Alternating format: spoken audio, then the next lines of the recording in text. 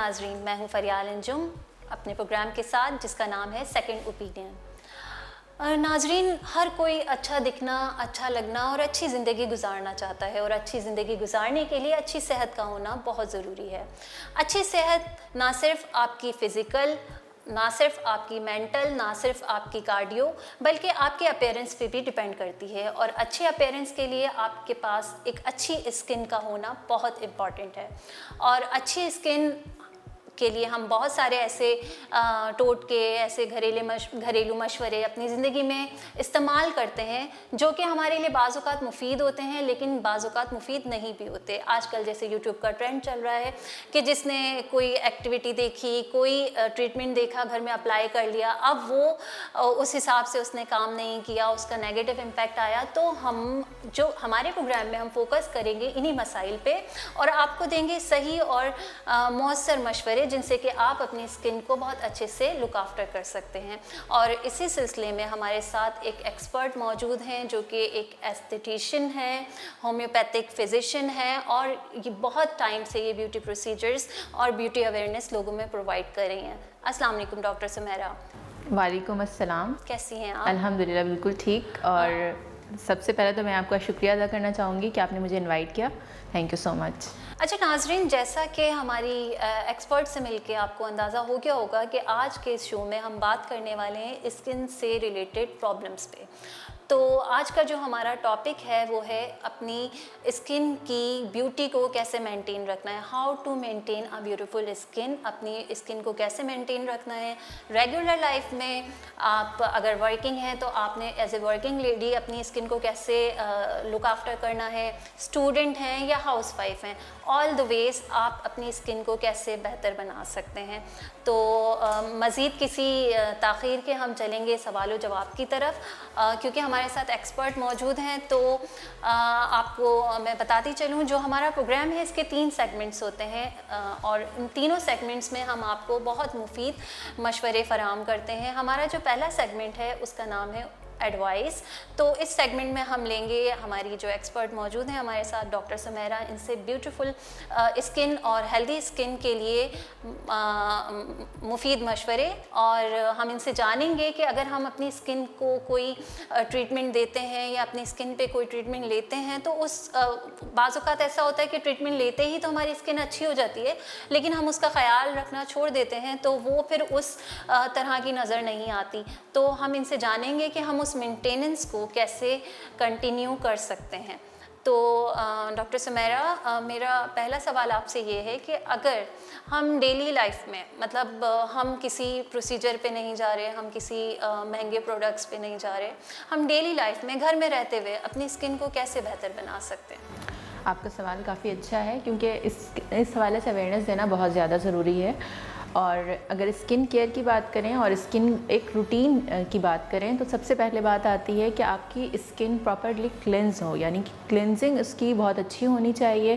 First of all कि अगर आपकी ऑब्वियसली डेली लाइफ में आपकी स्किन पे डर्ट भी बहुत आता है, क्योंकि हमारा जिस तरह से हमारा इन्वायरमेंट है बहुत डस्ट भी आएगा, प्लस अभी इतनी ज़्यादा गर्मी है तो सीबम प्रोडक्शन भी बहुत ज़्यादा, यानी ऑयल भी बहुत स्किन पे आ रहा होता है। सो क्लिनजिंग सबसे पहले इम्पॉर्टेंट है एंड देन फिर उसके बाद बात आती है कि हम मॉइस्चराइज़ नहीं करते अपनी स्किन को। तो मॉइस्चराइज़ करना बहुत ज़्यादा ज़रूरी है क्योंकि हमारी स्किन बेसिकली हमारी बॉडी 70% पानी पर डिपेंड करती है। और अगर हम अपनी स्किन की बात करें और सेल्यूलर अगर हाइड्रेशन की बात करें तो उस तरह से हम नहीं हाइड्रेट कर रहे होते।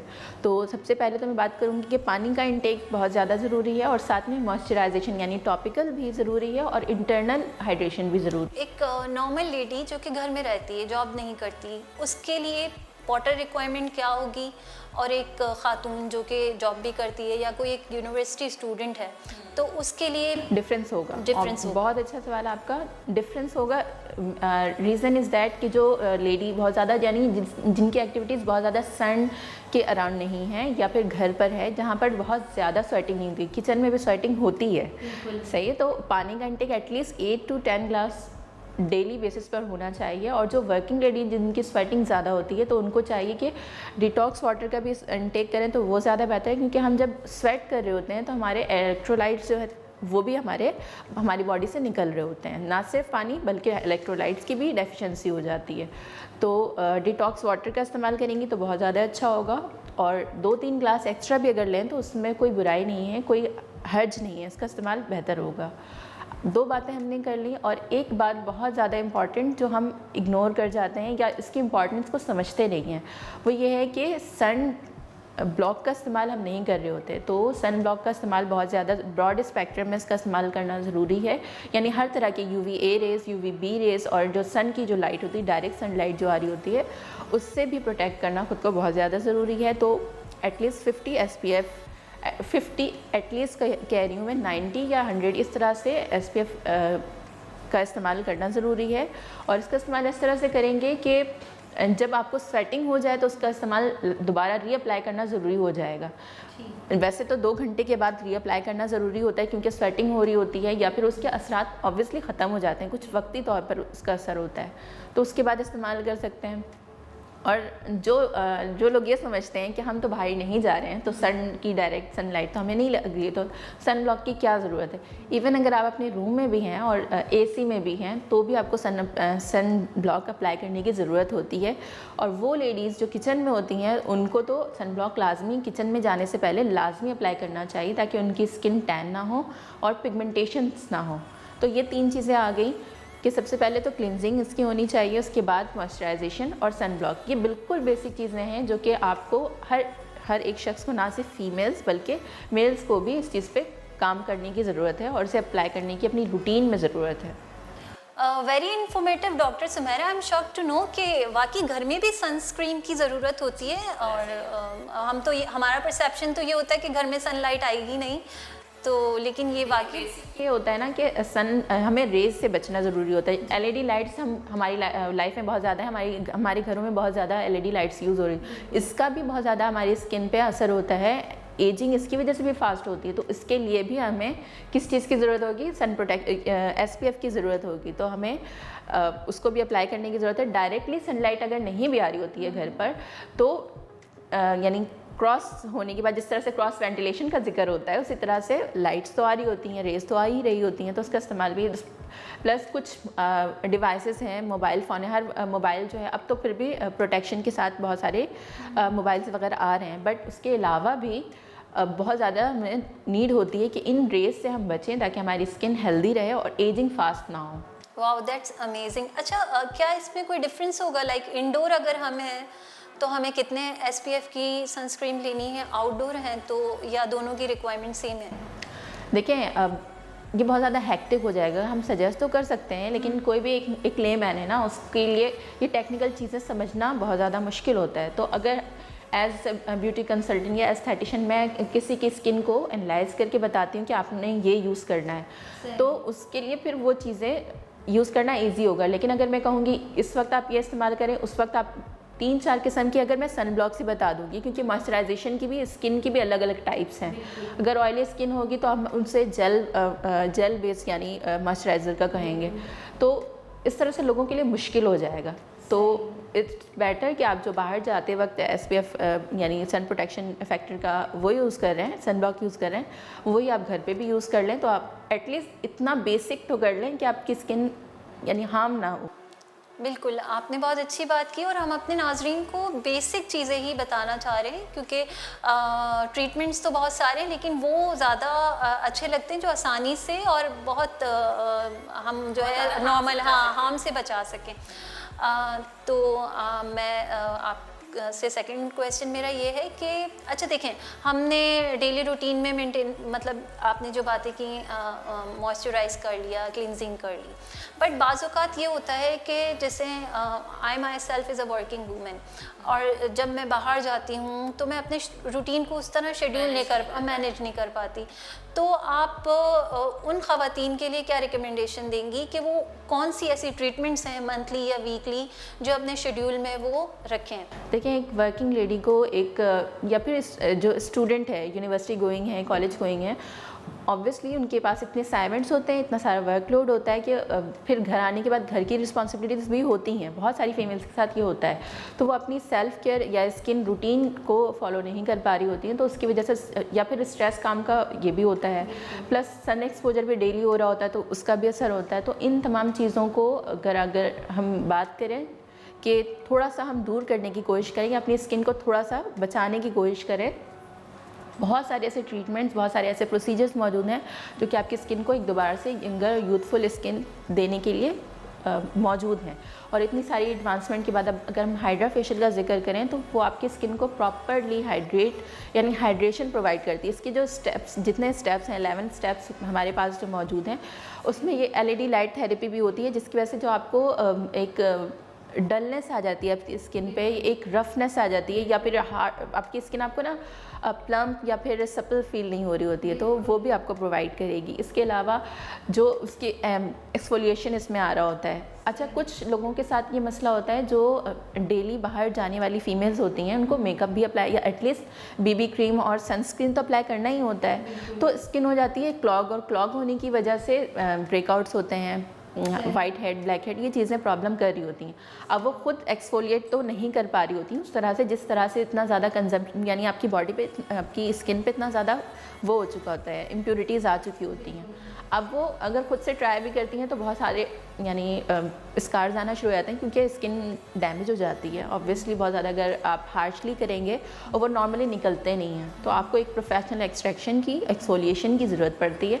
तो हाइड्रा फेशियल में तमाम चीज़ें ऐसी मौजूद हैं जो कि आप करवाने के बाद आपकी स्किन प्रॉपर्ली डीपली क्लींस भी हो जाती है और साथ में आपको हाइड्रेशन भी प्रॉपर मिल जाती है। एक और ट्रीटमेंट का मैं जिक्र करना चाहूँगी, डर्मा के ज़रिए ये होता है कि आपकी स्किन में जितनी भी इम्प्योरिटीज़ हैं, जैसे वाइट हेड्स हैं, ब्लैक हेड्स हैं, वो बिल्कुल जो जिनके स्टबर्न में कहूँगी हो जाते हैं, तो उनको एक्सट्रैक्ट करने के लिए, उसको स्किन से बाहर निकालने के लिए बहुत अच्छा और बहुत ज़बरदस्त ट्रीटमेंट है। इससे ये होगा कि आपके स्किन पे बहुत ज़्यादा जैसे रेडनेस आ जाती है ना, बहुत हम जब निकालने की कोशिश, या पॉलर्स वगैरह में आपने देखा टूल से निकालने की कोशिश की जाती है, उसके बाद फिर इंटेंसिटी बहुत हाई होती है जिससे स्किन डैमेज भी होती है। एग्जैक्टली तो होता ये है कि उसके बाद फिर निकालने के बाद स्किन के पोर्स इतने ज़्यादा बड़े हो जाते हैं, और फिर बड़े जब पोर्स होते हैं तो इस ऑरेंज पील लाइक स्किन हो जाती है, जो कि आपको देखने में भी अच्छी नहीं लग रही होती है।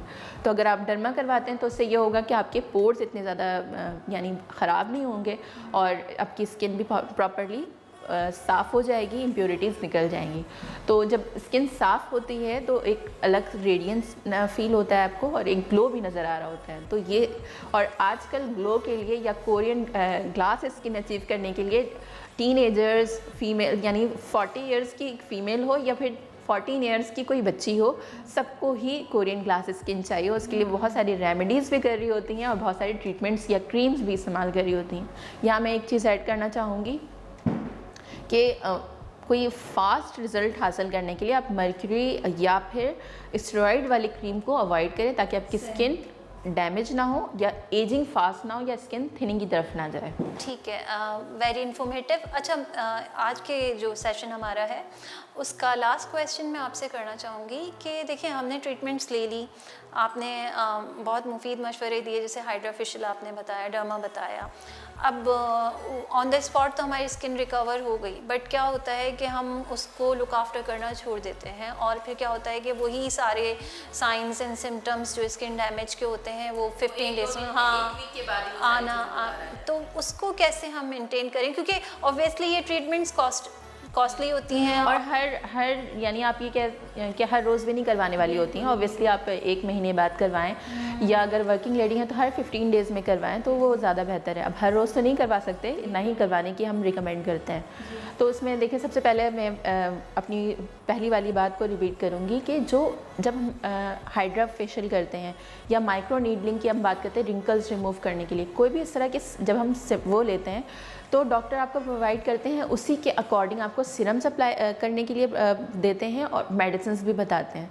तो उसको तो आपने लाजमी अपनी रूटीन में रखना है, ताकि आपकी स्किन पहले से जैसे बेहतर हुई है वापस पहले की तरह ना हो जाए, यानी डैमेज ना हो जाए। दूसरी बात आती है कि आप कभी भी फिर जब निकलेंगे धूप में, या वैसे भी अगर आप जब सन एक्सपोजर का टाइम होता है उस वक्त इवन रात में भी सन ब्लॉक जो आपने डॉक्टर ने आपको रिकमेंड किया है वो आपने लाजमी अप्लाई करना है।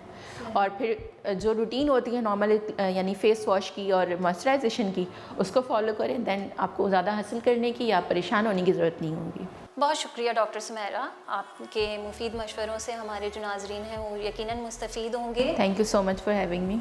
और नाज़रीन, इसके साथ ही हमारे प्रोग्राम सेकंड ओपिनियन का ये सेशन ख़त्म होता है, जिसमें हमने बात की how to maintain a healthy, beautiful and glowing skin. और यकीनन इसी तरह के मज़ीद हम प्रोग्राम आपके लिए लाते रहेंगे और हमारी कोशिश रहेगी कि आपको मज़ीद सेहत के हवाले से बहुत मुफीद मशवरे हमारे एक्सपर्ट के ज़रिए आपको पहुँचाते रहें और आप इससे मुस्तफ़ीद हों। शुक्रिया, थैंक यू।